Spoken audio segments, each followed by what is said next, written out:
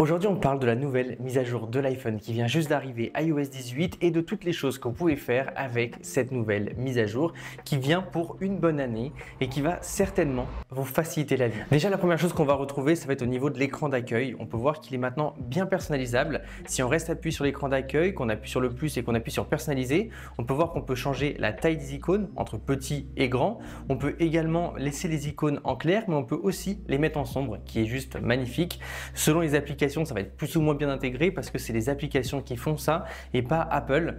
Du coup, si vous avez des applications qui sont vraiment moches, c'est de la faute des développeurs des applications. Ensuite, on a teinté qui permet comme ça d'apporter une teinte homogène à toutes les applications.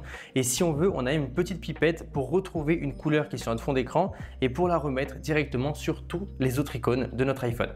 Personnellement, j'ai une petite préférence pour les applications sombres. Je vous laisse me dire dans les commentaires ce que vous préférez. On a juste ici un petit soleil et il permet de choisir entre le fond d'écran si on veut l'avoir clair ou si on veut l'avoir sombre. C'est vraiment très cool parce que si vous avez un fond d'écran qui est très lumineux et qui vous empêche de bien voir ce qui est écrit au niveau de vos applications, vous pouvez le mettre en mode plus sombre, et à l'inverse, si vous voulez avoir un rendu plus lumineux, vous pouvez le laisser en clair comme moi actuellement. Et dernière chose sur l'écran d'accueil, c'est que les applications peuvent être maintenant placées librement. Donc si je veux faire n'importe quoi, je peux le faire. Et ça, c'est génial parce que c'est quelque chose qu'on attendait depuis très longtemps. On a évidemment toujours la possibilité de modifier la taille des widgets, mais cette fois-ci, c'est directement depuis l'écran d'accueil. Donc là, quand j'appuie sur un widget, j'ai accès à cette icône là et je peux maintenant le mettre en plus grand directement sans rien faire d'autre, et je peux évidemment le remettre à sa taille d'origine, voire même le rendre en application. Donc comme ça, il n'y a aucune difficulté à gérer nos widgets. Si on sait que cette application est compatible en widget, voilà, le tour est joué. L'autre grosse nouveauté, et qui pour moi est ma nouveauté préférée d'iOS 18, c'est le fait de pouvoir masquer une application et d'exiger le Face ID. Alors du coup, ce qu'il faut faire, c'est quand on appuie sur une application, on peut appuyer sur exiger Face ID, et là on a deux possibilités: soit exiger Face ID pour que l'application reste mais qu'on ne puisse pas l'ouvrir sans qu'on ait notre tête ou notre code, ou autrement on peut aussi masquer et exiger Face ID, et dans ce cas-là l'application va disparaître. Par exemple, j'ai pu le faire avec Instagram, TikTok, etc. Du coup, quand je tape par exemple Instagram, je vais directement avoir Insta360 ou Insta360 Go, qui sont les applications de mes caméras, mais qui ne sont absolument pas Instagram en soi. Du coup, si je veux accéder à Instagram, il faut que j'aille sur ma bibliothèque d'applications qui est juste là, aller tout en bas et aller dans masquer.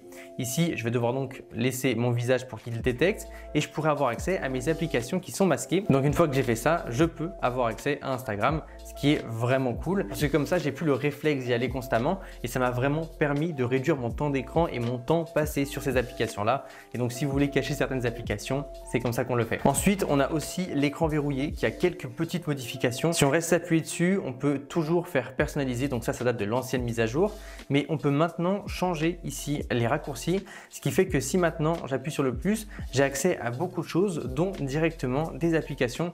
Donc là, si je mets par exemple l'application carte, je peux en appuyant sur OK maintenant, donc en fermant ça, rester appuyé dessus et ça va automatiquement ouvrir mon application carte et wallet, ce qui est vraiment très pratique. Au-delà de ça, on a aussi un nouveau centre de contrôle. Si on va de ce côté, on peut voir qu'on a ici différentes pages. Moi, j'en ai que deux, mais on peut mettre beaucoup plus. Et ce qui est intéressant, c'est qu'ici, tout est personnalisable. Du coup, on a le bouton plus pour modifier le centre de contrôle, et on peut comme ça, très simplement, modifier ça. C'est vraiment très pratique. Et ensuite, ce qui est cool, c'est qu'on peut ajouter une commande et ici, mettre n'importe quoi. Donc là, par exemple, je prends économiseur d'écran, économiseur d'énergie, je le prends et je peux aussi l'agrandir si je le souhaite. Et je peux apporter ici un design ou une façon de faire qui pourrait m'intéresser, qui pourrait être pratique. Ça demande beaucoup de réflexion parce qu'il faut vraiment penser à ce qu'on fait avec notre téléphone et à ce qu'on fait avec le centre de contrôle.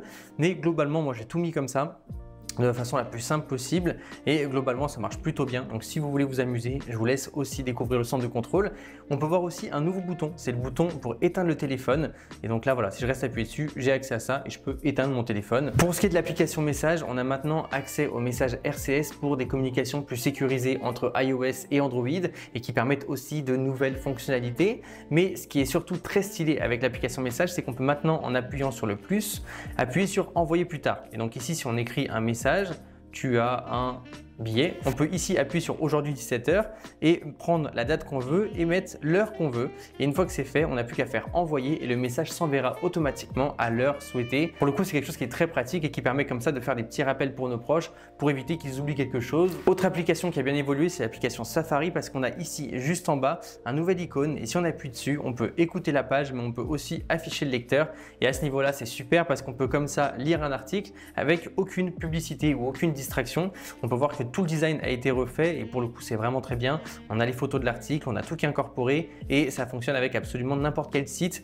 Donc du coup, si vous n'utilisez pas Safari, je pense que ça va vous donner envie de le reprendre. On peut évidemment changer la taille de la police des articles. Franchement, c'est super. On a l'apparition d'une nouvelle application qui est l'application mot de passe. Du coup, si vous tapez mot de passe, vous avez juste ici une application qui exige forcément tout le temps Face ID, on ne peut pas l'ouvrir comme ça. Ce qui est cool, c'est qu'on a accès ici à tous les mots de passe qu'on avait auparavant dans les réglages. On a également accès à tous les mots de passe Wi-Fi qu'on a. Et si on appuie par exemple sur notre Wi-Fi, on peut afficher un code QR du réseau et ici le partager avec nos proches. Mais ce qui est surtout très cool par rapport aux proches, c'est qu'on peut faire un nouveau groupe, donc faire un groupe partagé de mots de passe. Vos amis pourront comme ça tout le temps consulter votre mot de passe Netflix, mais ils pourront surtout voir quand vous le modifiez pour qu'ils puissent comme ça adapter leur mot de passe. Et ça permet d'avoir moins de prise de tête par rapport à ça. Donc c'est super sympa que ce soit sur une application dédiée. L'application Notes a aussi pas mal de nouveautés. Déjà une nouveauté que nous on n'a pas en France mais qui devrait arriver, c'est si on appuie sur le trombone, on peut faire enregistrement audio et ensuite ça va retranscrire l'audio en écrit, ce qui est super cool. Ça marche en anglais, ça ne marche pas en français mais ça devrait arriver. Et surtout ici on va avoir la possibilité de faire des calculs directement depuis l'application Notes. Si on fait par exemple 2 plus 2 égale, il va me demander si je veux le résoudre, je fais oui et il va me faire directement un 4. Ça fonctionne avec absolument tout, il y a beaucoup de possibilités. Et c'est vrai que c'est assez pratique. Et la petite dernière chose, c'est l'intégration et la synchronisation entre l'application Rappel et l'application Calendrier. Pour le coup, je suis quelqu'un qui utilise tout le temps l'application Calendrier. Et ce qui est bien, c'est que maintenant, si je suis sur l'application Rappel, je peux ajouter un rappel. Donc là, je vais mettre par exemple course et je vais mettre dans les détails 1 heure. Voilà, je vais mettre 11 heures aujourd'hui. On va mettre 13 heures aujourd'hui. Je fais ajouter. Et donc maintenant, si je vais dans mon application Calendrier, et que j'ai oublié ce rappel, c'est pas grave parce que je le retrouverai ici dans ma journée d'aujourd'hui, le petit course, ce qui est juste génial. Et si j'appuie sur valider, ça se validera automatiquement sur l'application rappel. Il saura que voilà, c'est quelque chose qui a été fait, donc j'ai plus de rappel pour aujourd'hui. C'est quelque chose qui est juste super pratique et qui nous permet d'utiliser encore plus ces deux applications-là. Évidemment, il y a plus de fonctions et je vous ai déjà fait une vidéo intégrale sur toutes les fonctions iOS 18. Et si vous ne voulez pas rater mes vidéos d'iPhone 16 et iPhone 16 Pro qui vont arriver en avant-première, n'oubliez surtout pas de vous abonner parce que ça arrive très prochainement. Nous on se dit à tout de suite, c'était André Martin.